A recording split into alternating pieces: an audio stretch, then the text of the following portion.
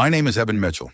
I'm 23 years old, and until 3 months ago, I was just a regular guy working as a park ranger in the Piney Woods National Forest. I never believed in monsters or supernatural creatures. I was always the skeptical one among my friends, the one who needed evidence, who sought logical explanations for everything. But what happened to me in those woods has shattered everything I thought I knew about our world. I'm writing this down because I need someone to know the truth in case I don't make it through another night. It started on October 12th. I remember the date clearly because it was unusually cold for early October in East Texas. The Forest Service had assigned me to a remote outpost to monitor wildlife activity and check on some equipment that had been malfunctioning. My supervisor, Dave, had concerns about increased poaching in the area, so I was also tasked with looking for signs of illegal hunting. "It's just for 3 days, Evan," Dave had said, slapping me on the back. "The cabin has solar power, a radio, and enough supplies to last a week. Consider it a paid camping trip." I didn't mind the assignment.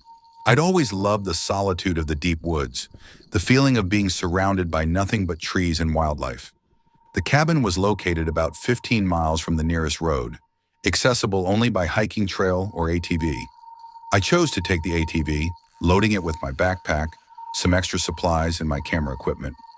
The journey to the cabin took about 2 hours. The trail wound through dense pine forests, occasionally opening up to reveal breathtaking views of the surrounding wilderness. By the time I arrived, the sun was already dipping below the horizon, casting long shadows across the forest floor. The cabin was smaller than I expected, just a single room with a cot, a small kitchenette, and a desk with the wildlife monitoring equipment. Outside, there was a small generator shed and an outhouse. I unloaded my gear, started up the generator to charge the batteries for the solar system, and settled in for the evening. That first night was uneventful. I ate a simple dinner of canned beef stew, logged my arrival in the station journal, and turned in early. The forest was peaceful, with only the occasional hoot of an owl or the distant call of coyotes breaking the silence. It was the second day when things began to change. I spent the morning hiking along the designated trail routes, checking trail cameras, and making notes of any wildlife activity I observed. Everything seemed normal: deer tracks, raccoon prints, the occasional sign of wild boar. I was about 4 miles from the cabin when I discovered the first strange track. At first, I thought it might be from a large dog or perhaps a wolf, though wolves hadn't been spotted in this part of Texas for decades. But as I examined it more closely, I realized it was too large, much too large. The print was nearly 12 inches long, with distinct claw marks extending from what appeared to be massive toes. Whatever had made this print was heavy too. The impression was deep in the soft earth. I took several photos and made detailed notes. Perhaps a bear, I thought, though the shape wasn't right for a bear print.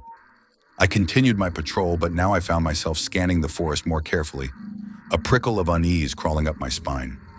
About a mile further, I found something that made my blood run cold.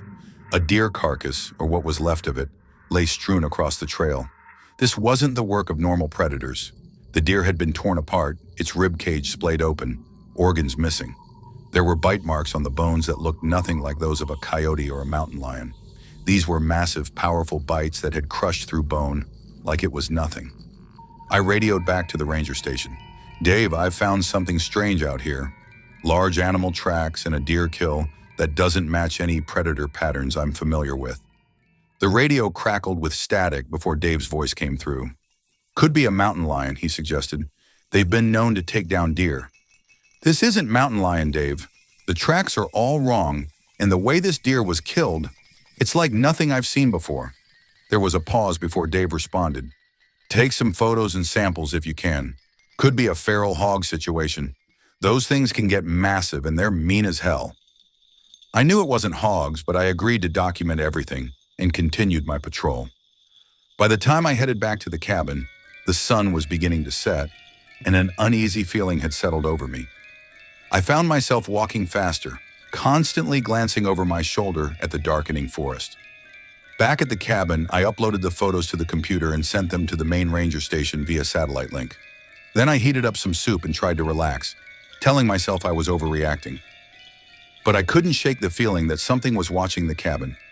As night fell completely, the forest grew unnaturally quiet. No owls, no crickets, no frogs, just a heavy, oppressive silence that seemed to press against the cabin walls. I double-checked that the doors and windows were locked and kept my ranger-issued sidearm close at hand. It was just a precaution, I told myself. Nothing to worry about. Around midnight, I was jolted awake by a sound outside. A deep, rumbling growl, unlike anything I'd ever heard. It wasn't a bear or a cougar. It was something else entirely. Something primal in me recognized the sound as a warning, a territorial claim from a predator. I grabbed my flashlight and gun and moved cautiously to the window. The forest was bathed in silver moonlight, the trees casting long, gnarled shadows across the clearing. At first, I saw nothing. Then a movement caught my eye. Something large shifted between the trees at the edge of the clearing, about 50 yards from the cabin. The flashlight beam caught a pair of eyes reflecting back at me. Not the yellow-green of a normal predator, but a deep, glowing amber. They were set too high off the ground to be any normal wildlife. Whatever I was looking at had to be standing at least 7 feet tall.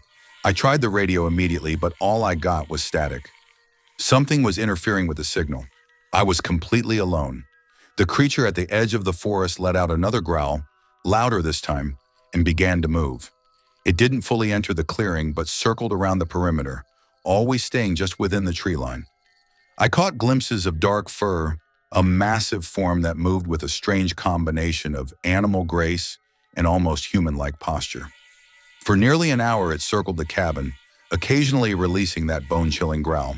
I stayed vigilant, gun ready, moving from window to window to keep track of it. Then, as suddenly as it had appeared, it was gone. The forest remained silent for the rest of the night, but I didn't sleep a wink. When morning came, I immediately went outside to look for tracks. They were everywhere around the perimeter of the clearing. The same massive prints I'd seen on the trail, but now I could see a clear path where the creature had circled the cabin. In the daylight, I could also see something I'd missed before. Some of the prints seemed almost human-like, while others were clearly those of a massive canine. I needed to get out of there. I packed my essential gear, planning to leave the rest for a retrieval team. But when I tried to start the ATV, it wouldn't turn over. Something had damaged the engine. Claw marks raked across the housing, and several important components had been torn out. I was stranded 15 miles from the nearest road, with no transportation and a radio that wasn't working, and night would be coming again in less than 12 hours. I spent the day fortifying the cabin as best I could, moving furniture against the doors and windows. I found some old wooden boards in the generator shed and nailed them across the windows. It wouldn't stop whatever was out there if it really wanted to get in, but it made me feel a little safer. I also took inventory of my weapons, my sidearm, a 9mm handgun with 2 full magazines, a hunting knife, and an axe I'd found in the shed. Not exactly an arsenal, but better than nothing. As the sun began to set, the forest once again fell into that unnatural silence. I positioned myself in the corner of the cabin with the best view of both the door and windows, gun in hand, and waited. It began just after midnight, the same deep growling, but closer this time, more aggressive. Then came a new sound, sniffing, loud and deliberate, at the door of the cabin. The creature was investigating, trying to find a way in. The first impact against the door nearly took it off its hinges. The whole cabin shook with the force of the blow. I aimed my gun at the door, hands trembling. Another powerful hit, and I could see the wood beginning to splinter. "Go away!" I shouted, trying to sound authoritative despite my terror. "I'm armed!" The creature paused for a moment. Then I heard movement around the side of the cabin. There was a scratching at one of the boarded windows, followed by the sound of wood cracking. I fired a warning shot through the window. A roar of pain and rage answered me. I'd hit something. For a moment, there was silence. Then the sound of heavy movement retreating into the forest. I spent the rest of the night in a state of hypervigilance, expecting the creature to return at any moment. But it didn't come back, at least not that night. When dawn broke, I ventured outside cautiously, gun ready. There was blood on the ground beneath the window where I'd fired, dark, almost black blood that didn't look quite like that of any animal I knew. The tracks around the cabin were even more numerous than before, and some of them had a strange, distorted quality to them, as if the creature's feet had been changing shape. I tried the radio again and miraculously got through, though the signal was weak and full of static. Dave, can you hear me? I need immediate extraction from the cabin. There's something out here, something dangerous. Dave's voice came through in broken fragments. Evan, can't hear. Clearly. What's situation? There's a predator of some kind stalking the cabin, I said, trying to keep my voice calm and professional. It attacked last night. I need assistance as soon as possible. More static then. I'm sending help, helicopter, coordinates. Stay put. The radio went dead again. I wasn't sure how much of my message had gotten through, but I had to hope help was on the way. I decided to try to make it to higher ground, where I might get a better radio signal. About a mile from the cabin was a rocky outcrop that rose above the tree line. If I could get up there, I might be able to establish clearer communication. It was a risk leaving the relative safety of the cabin, but I couldn't just sit and wait, especially if my message hadn't been received properly. I packed a small bag with essentials: water, energy bars, my gun and extra ammunition, the radio and a first aid kit, and set out, moving as quietly and quickly as I could through the forest. The hike to the outcrop was tense.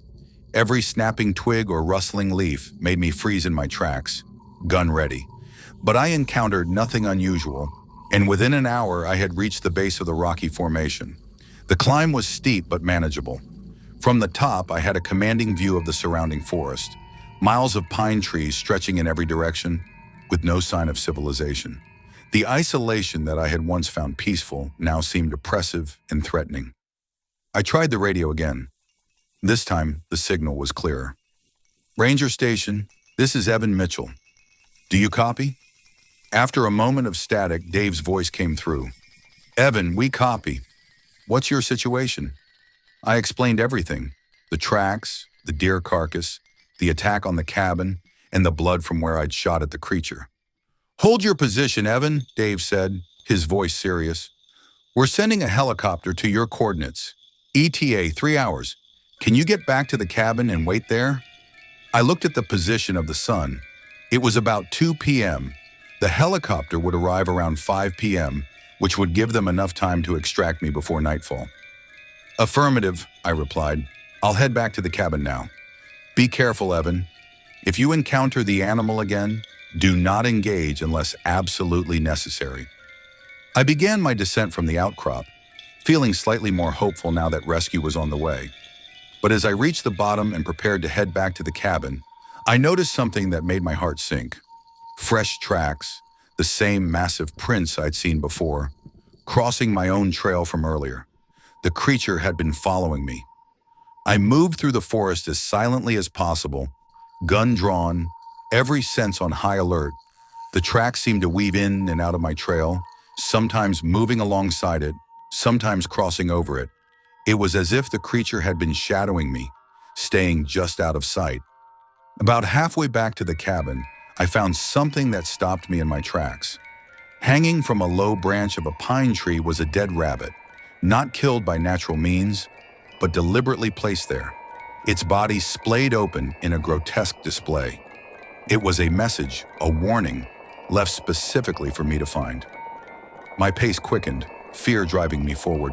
The cabin came into view and I sprinted the last 100 yards, only slowing to check that the area around the structure was clear before darting inside and barricading the door behind me. I checked my watch. 3:30 p.m., less than 2 hours until the helicopter would arrive. All I had to do was hold out until then. I positioned myself by the window with the clearest view of the sky, keeping my gun close. Time seemed to crawl by, each minute stretching into what felt like hours. At 4:45 p.m., I thought I heard the distant sound of helicopter rotors. Relief flooded through me. But then came another sound, much closer, the deep, rumbling growl that had haunted my nights. The creature was back, and it was between me and my rescue. I peered out the window and saw it for the first time in broad daylight. What I saw defied explanation. It stood at the edge of the clearing, partially concealed by the trees, but visible enough for me to make out its form. It was massive, at least 7 feet tall, with a body that seemed caught between human and wolf. Its torso was vaguely humanoid, but covered in thick, dark fur. Its limbs were long and powerful, ending in hands and feet that were neither fully human nor fully animal, with elongated fingers tipped with vicious claws. But it was the head that truly terrified me, a nightmarish blend of human and wolf features, with a protruding snout, gleaming amber eyes and jaws filled with teeth designed for tearing flesh. The creature seemed aware of the approaching helicopter. It paced at the edge of the clearing, agitated, occasionally glancing at the sky. Then it turned its gaze directly at the cabin, directly at me, and I felt a cold dread wash over me. There was intelligence in those eyes, a calculated malevolence that no ordinary animal could possess. The sound of the helicopter grew louder. The creature looked up again, then back at the cabin. It seemed to come to a decision. With a speed that belied its size, it charged across the clearing toward the cabin. I fired through the window, the shots echoing in the confined space. I saw the creature flinch as at least one bullet found its mark, but it didn't slow down. It hit the door with tremendous force, the wood splintering around the frame. The helicopter was close now. I could hear it clearly above the cabin. I fired again as the door began to give way, the creature's claws tearing through the wood like paper. Just as the door collapsed inward, a spotlight from the helicopter illuminated the clearing. The creature hesitated, caught in the bright beam. For a split second, our eyes met, mine wide with terror, its burning with an inhuman rage. Then it was gone, darting back into the forest with incredible speed, just as the helicopter began to descend into the clearing. The rescue team found me huddled in the corner of the cabin, guns still aimed at the shattered door. It took them several minutes to convince me it was safe to lower my weapon. The story I told them was met with skepticism. They attributed the damage to the cabin to a bear, despite my insistence that what I'd encountered was something else entirely. They took samples of the black blood from outside the window and documented the tracks, but I could tell from their expressions that they didn't believe my description of the creature. We flew back to the ranger station as night was falling. Dave was waiting for me, concern etched on his face. He listened to my story more patiently than the rescue team had, but I could see doubt in his eyes too. "Look, Evan," he said after I'd finished, "I believe you saw something out there, and whatever it was, it scared the hell out of you. But a werewolf? That's a pretty big leap." "I didn't say it was a werewolf," I protested, though that's exactly what I'd been thinking. "I just described what I saw. I can't explain it either, Dave. I just know what was out there wasn't natural." Dave sighed. "We'll analyze the blood samples and check the tracks. In the meantime, take a few days off. Get some rest. You've been through a traumatic experience." I nodded, too exhausted to argue further. But as I drove home that night, I couldn't shake the memory of those intelligent amber eyes, or the feeling that the creature had been toying with me, testing me. The next few days passed in a blur. I slept fitfully, plagued by nightmares of being hunted through endless forests. I jumped at every sound, kept the lights on all night, and found myself constantly checking to make sure my doors and windows were locked. On the third day, Dave called. The blood samples had come back with inconclusive results. They couldn't identify the species it belonged to. The lab had requested more time for additional tests. "And the tracks?" I asked. "Also inconclusive," Dave replied. The wildlife biologist said they showed characteristics of both canine and primate prints, but couldn't make a definitive identification. I wasn't surprised. Whatever was out there, it wasn't something science had classified. A week passed, then two. I gradually began to convince myself that perhaps I had exaggerated some details in my mind, that the stress and isolation had caused me to misinterpret what I'd seen. Maybe it had been an unusually large black bear or a particularly aggressive feral hog. I returned to work, though Dave assigned me to administrative duties at the main station, rather than sending me back into the field. I was fine with that arrangement. I wasn't ready to go back into the deep woods yet. Then 3 weeks after the incident, I received an unmarked envelope in my mailbox. Inside was a newspaper clipping from a small town about 60 miles from the Piney Woods National Forest. The article, dated just a week earlier, described the mysterious death of a local hunter who had been found severely mauled by an unidentified animal. Paperclipped to the article was a handwritten note. "It's moving. Full moon next week. Be prepared. Jay." I had no idea who Jay was, but the implication was clear. The creature was still out there, and someone else knew about it. That night, I couldn't sleep. I researched the hunter's death online, finding more detailed articles that described how his body had been found torn apart in a wooded area where he had been hunting alone. The authorities were attributing the death to a bear attack, despite there being no confirmed bear sightings in the area for years. The next day, I called in sick and drove to the town mentioned in the article. I needed to see for myself, to confirm my suspicions. The local sheriff's office was a small building on the main street. I introduced myself as a park ranger, investigating reports of unusual wildlife activity in the region. The deputy on duty, a middle-aged man named Collins, seemed relieved to talk to someone official about the incident. "Never seen anything like it in 20 years on the force," he said, shaking his head. "Poor Rick was torn to shreds. Whatever got him was powerful, I'll tell you that much." "Can you show me the case file?" I asked. "I'm particularly interested in any photos of tracks or other evidence found at the scene." Deputy Collins hesitated, then nodded.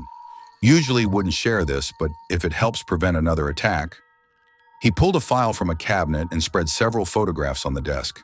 The images confirmed my worst fears.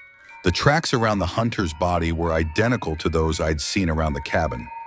The same massive, distorted prints that were neither fully animal nor human. And the description of the wounds matched the deer carcass I'd found.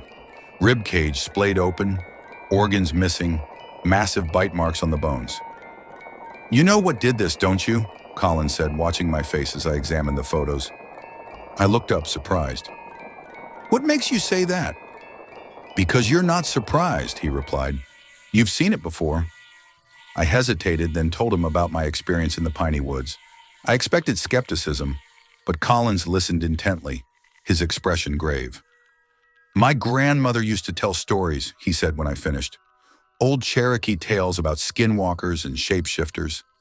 I always thought they were just legends meant to keep kids from wandering in the woods at night. Now I'm not so sure. Do you know someone whose name starts with J who might know about this?" I asked, showing him the note I'd received. Collins thought for a moment, then nodded slowly. "Could be Jim Harrison. Lives about 20 miles outside town. Keeps to himself mostly. He's a tracker. Used to work for the Forest Service until something happened out in the woods. Never talked about it, but he came back different. Started researching old folklore, native legends, that sort of thing." He wrote down directions to Harrison's place on a notepad and tore off the page for me. "Be careful though," he warned. "Jim doesn't take kindly to unexpected visitors." I thanked him and headed out, following the directions to a remote cabin set back from a dirt road. The property was surrounded by a high fence topped with barbed wire, with multiple no trespassing and keep out signs posted along its length. At the gate, I pressed the intercom button and waited. After a long moment, a gruff voice responded, "What do you want?" "My name is Evan Mitchell," I said. "I'm a ranger from Piney Woods. I think you sent me a newspaper article about a hunter's death." Silence, then the gate began to slide open automatically. I drove through and parked in front of the cabin, a sturdy structure with reinforced shutters over the windows. The door opened, and a man stepped out, tall and lean, with graying hair and a weathered face. He looked to be in his 60s, but moved with the alertness of a much younger man. "You saw it, didn't you?" he said without preamble. "Out in the Piney Woods." I nodded. 3 weeks ago, it stalked me for 2 days, nearly broke into the cabin where I was staying. Harrison gestured for me to follow him inside. The cabin's interior was Spartan but organized, the walls covered with maps marked with red pins, newspaper clippings, and printed articles.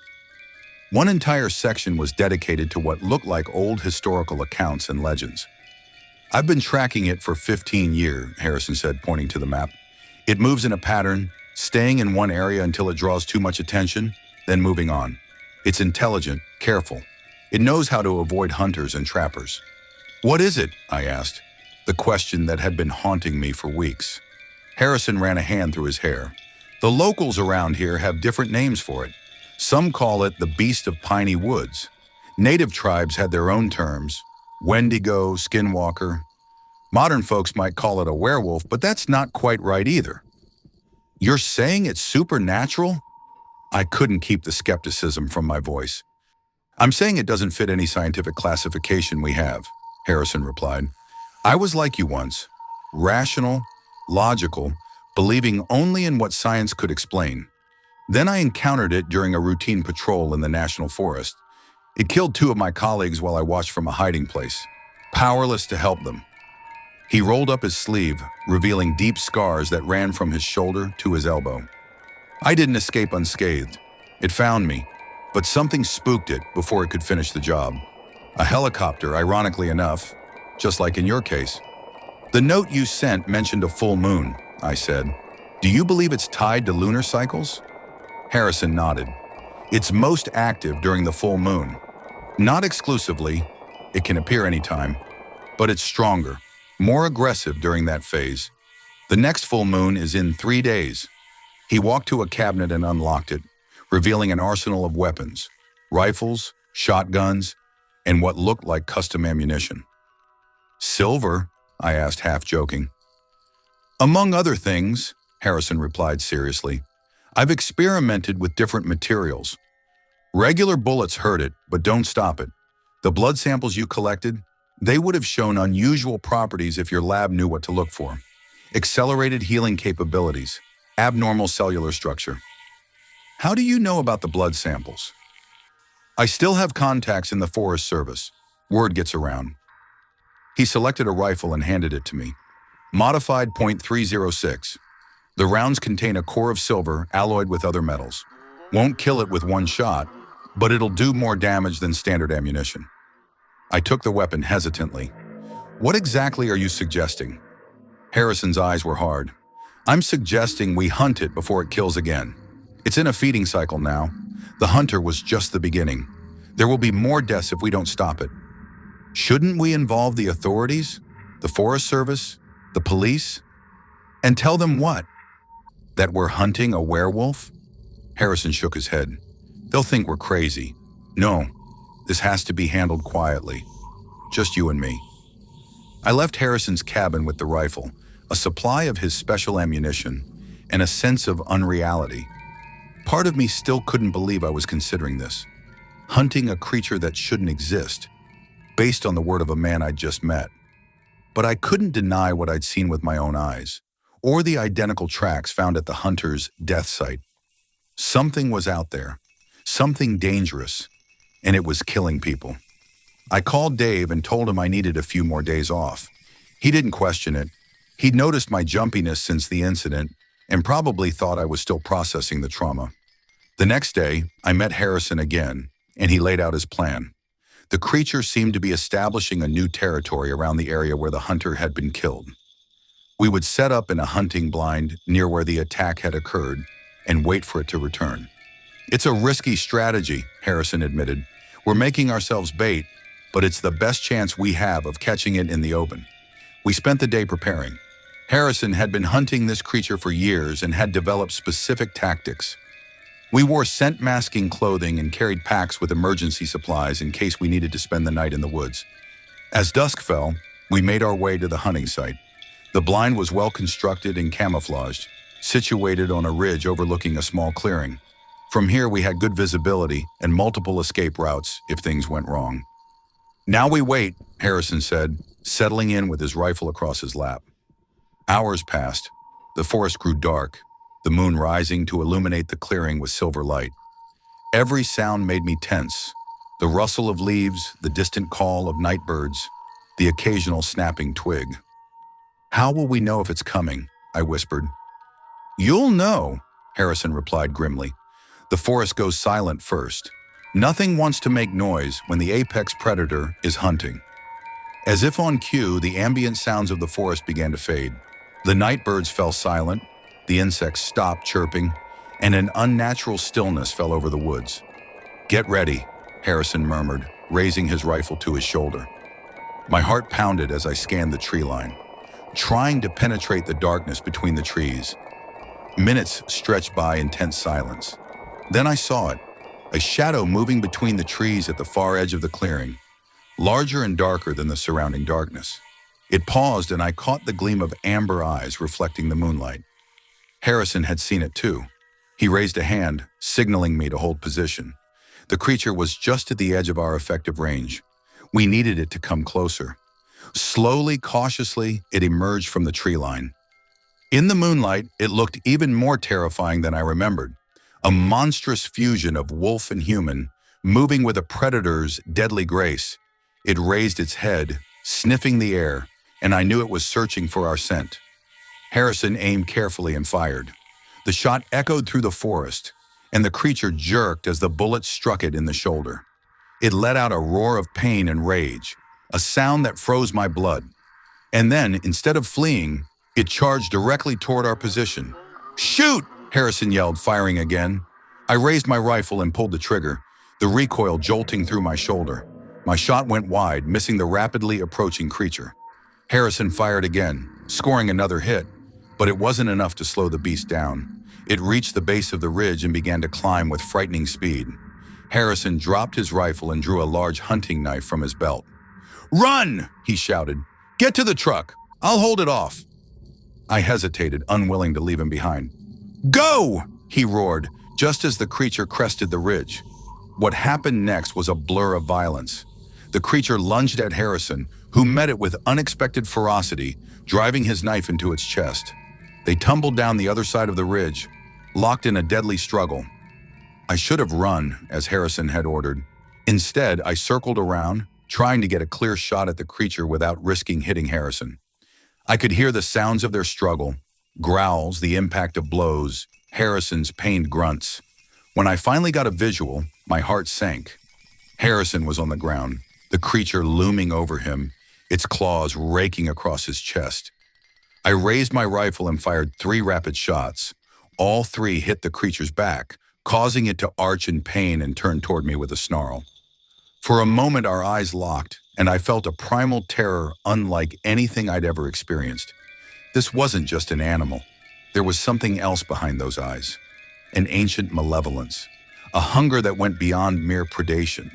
The creature seemed to make a decision. With one last look at Harrison's prone form, it turned and bounded into the forest, moving with astonishing speed despite its injuries. I rushed to Harrison's side. He was alive but badly wounded, blood soaking through his shirt from deep gashes across his chest and abdomen. "Did you get it?" he gasped. "I hit it 3 times, I said, applying pressure to his wounds. "But it got away." Harrison's face twisted in a grimace of pain and disappointment. "Not good enough. It'll heal. Be back again." I used our emergency radio to call for help, giving our coordinates and reporting a wild animal attack. Within an hour, an emergency medical helicopter had arrived and was rushing Harrison to the nearest hospital. I gave a statement to the local authorities, describing the attack as coming from a large, unidentified predator, possibly a bear. They seemed to accept this explanation, especially given the recent death of the hunter. At the hospital, I waited anxiously for news about Harrison's condition. The doctor who finally came to speak with me looked grave. "He's stable, but his injuries are severe," she explained. "Deep lacerations, significant blood loss, and several broken ribs. Whatever attacked him had tremendous strength." "Will he recover?" I asked. "It's too early to say for certain. The next 48 hours will be critical." She hesitated, then added, "There's something else. The wound pattern is unusual, not consistent with any animal attack I've seen before." I wasn't surprised. "Can I see him?" She nodded. "Briefly, he's heavily sedated." Harrison lay pale and still in the hospital bed, connected to various monitors and IV lines. His chest was heavily bandaged, but I could see the edges of the wounds peeking out, jagged tears that no normal animal could have inflicted. His eyes fluttered open as I approached the bed. "Evan," he murmured, his voice weak, "it's still out there." "Don't worry about that now," I said. "You need to focus on recovering." He shook his head slightly, wincing at the movement. "No time. Full moon's tomorrow night. It'll be hunting again." His hand weakly grasped my wrist. "My cabin, blueprints, in the desk drawer. You need to see them." "Blueprints? For what?" "A trap," Harrison whispered before losing consciousness again. I left the hospital with a sense of dread weighing on me. Harrison was the only person who truly understood what we were facing, and now the responsibility had fallen solely on my shoulders. I drove straight to his cabin, my mind racing with questions and fears. Inside Harrison's cabin, I found the desk drawer he'd mentioned. It contained detailed blueprints for what looked like an elaborate trap, a reinforced steel cage with a specialized locking mechanism designed to be triggered remotely or by pressure plate. Notes in the margins detailed modifications made over years of trial and error. I also found Harrison's journal, documenting his 15-year obsession with the creature. The earliest entries described his initial encounter, matching the story he'd told me. But as I read on, I discovered something he hadn't mentioned. He believed the creature had once been human. According to his research, compiled from various folklore and historical accounts, the beast was a man who had been cursed or transformed through some ancient ritual gone wrong. The journal contained interviews with elderly members of local Native American tribes, references to colonial-era accounts of a wolf man terrorizing settlements, and newspaper clippings of similar attacks dating back over a century. If Harrison's theory was correct, this wasn't just a predatory animal. It was something that had once possessed human intelligence and had been killing for far longer than any natural lifespan would allow. The realization sent a chill through me. We weren't just hunting a dangerous animal. We were dealing with something that could think, plan, and possibly even hold grudges. I spent the night at Harrison's cabin, poring over his research and preparing for what I knew I had to do. I couldn't let this creature kill again. With the full moon coming the next night, I needed to be ready. The trap blueprints were complex but feasible. Harrison had already constructed most of the components, stored in his workshop behind the cabin. All that remained was to transport everything to a suitable location and set it up. I chose a spot about a mile from where the hunter had been killed, a small clearing surrounded by dense forest with only one obvious approach. If the creature was establishing territory here, it would likely pass through this area during its hunt. Setting up the trap took most of the day. The cage itself was heavy and cumbersome, requiring all my strength to position correctly. The trigger mechanism was delicate work, requiring careful calibration to ensure it would spring instantly when activated. By late afternoon, everything was in place. The cage was camouflaged with branches and leaves, the pressure plate hidden beneath a thin layer of soil. I positioned myself downwind in a tree stand about 50 yards away, equipped with Harrison's rifle and special ammunition, a spotlight, and a remote trigger for the trap as backup. As dusk fell and the full moon rose, bathing the forest in ethereal light, I felt my heart rate increasing. Would the creature return to the same hunting ground? Or had our confrontation the previous night driven it elsewhere? Hours passed in tense silence. The forest had once again gone quiet, but there was no sign of the beast. I began to worry that I had miscalculated, that the creature was hunting elsewhere, perhaps claiming another victim, while I waited uselessly in the wrong location. Then just after midnight I heard it, a distant howl that sounded neither fully wolf nor fully human, echoing through the trees. It raised the hair on the back of my neck and sent a primal surge of fear through my body. It was coming. I readied the rifle, trying to control my breathing as I scanned the forest edge. The moonlight cast confusing shadows, making every movement of branches seem like a potential threat. Then I saw it, emerging from the trees with that same terrifying grace I remembered. In the moonlight, I could see fresh scars on its body, where our bullets had struck it the night before, evidence of its unnatural healing ability. The creature paused at the edge of the clearing, head raised, testing the air. I held perfectly still, knowing that any movement might give away my position. It took a tentative step forward, then another, moving toward the center of the clearing and the hidden trap. 10 more steps and it would be over the pressure plate. 5 more. 3. A sudden gust of wind shifted direction, blowing from my position toward the creature. Its head snapped up instantly, amber eyes widening as it caught my scent. Instead of continuing forward, it changed course, moving away from the trap. I had seconds to decide. Let it go and try again another night, or force its hand now. I chose action.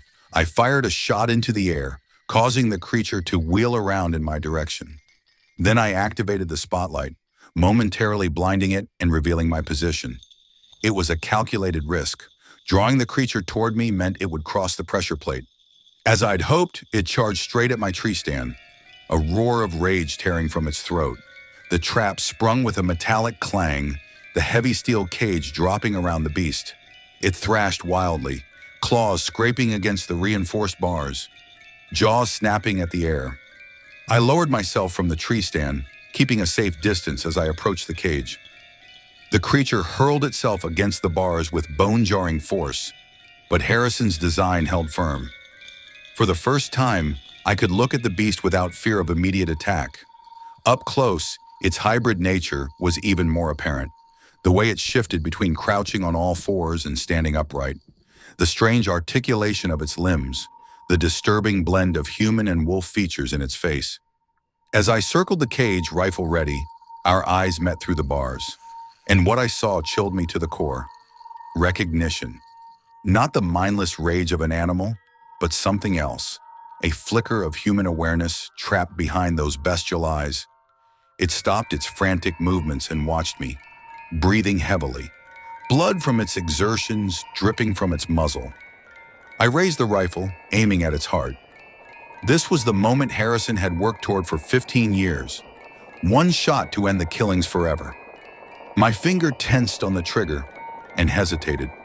If Harrison's research was correct, if this thing had once been human, was killing it an execution or a mercy?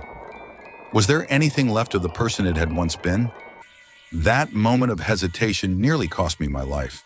With a sudden burst of strength, the creature slammed against a weak point in the cage, a section where I hadn't properly secured one of the reinforcing struts. The bar bent, creating a gap barely large enough for the beast to force its massive body through. I fired as it lunged from the damaged cage, the shot striking its shoulder but not slowing its charge. The impact knocked me to the ground, the rifle spinning from my grasp. Massive claws raked across my chest, tearing through my jacket and drawing blood. This was it. I was going to die here, torn apart like the hunter and so many others before me. But fate had one more twist. As the creature raised its claws for a killing blow, a shot rang out from the darkness of the forest. The beast jerked backward, a spray of dark blood erupting from its chest. Another shot and another. It staggered, turning toward this new threat. Standing at the edge of the clearing was Jim Harrison, pale and unsteady, but very much alive and holding a rifle. "Silver core," he called out, his voice weak but determined. Directly to the heart. The creature charged toward Harrison, who fired again, the bullet striking true. The beast stumbled, fell to its knees, then collapsed to the ground. I retrieved my rifle and approached cautiously. The creature was still alive, its breathing labored, black blood pooling beneath it. Harrison limped to my side, his hospital gown visible beneath a hastily donned jacket. "How did you find me?" I asked, not taking my eyes off the dying beast. "Tracking device in the rifle," Harrison replied. "Standard precaution. When I woke up and found you gone, I knew what you were trying to do." We stood over the creature, watching as its life ebbed away. In its final moments, something strange happened. Its features seemed to shift, the bestial aspects receding slightly, revealing more of the human that might have once existed. "All these years," Harrison murmured, "finally over." As the light faded from those amber eyes, I felt no triumph, only a profound relief tinged with sadness for whatever this creature had once been before it became a monster.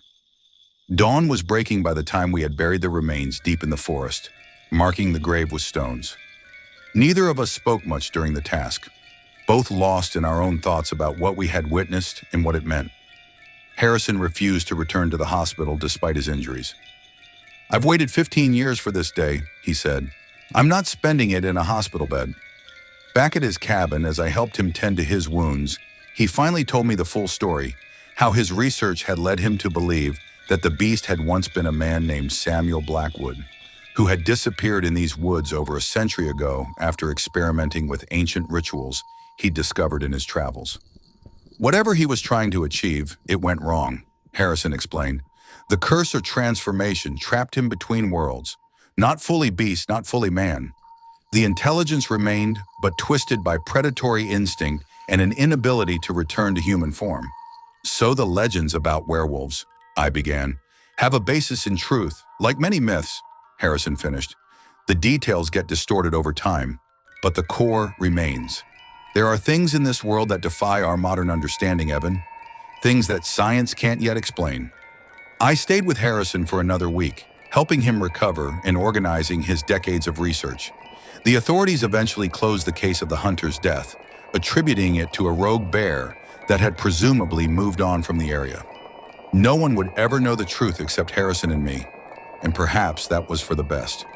Some truths are too disturbing, too challenging to our understanding of the world, to be widely shared. Before I left to return to my job at the ranger station, Harrison gave me a silver amulet, an intricate design of interlocking circles and symbols. Protection, he said simply, just in case there are others out there. I wear it to this day, around my neck where no one can see it. I return to my duties at the Piney Woods National Forest, but I never venture into the deep woods alone anymore. And on full moon nights, I stay home, doors locked, curtains drawn. Most days, I can convince myself that what happened was a singular event, that the beast was one of a kind. But sometimes, when the wind howls through the trees and the moon hangs full and heavy in the sky, I remember those intelligent amber eyes and wonder if there are other secrets hidden in the ancient forests of the world, other legends waiting to be proven true. And I keep Harrison's rifle loaded with silver core bullets within reach at all times, just in case.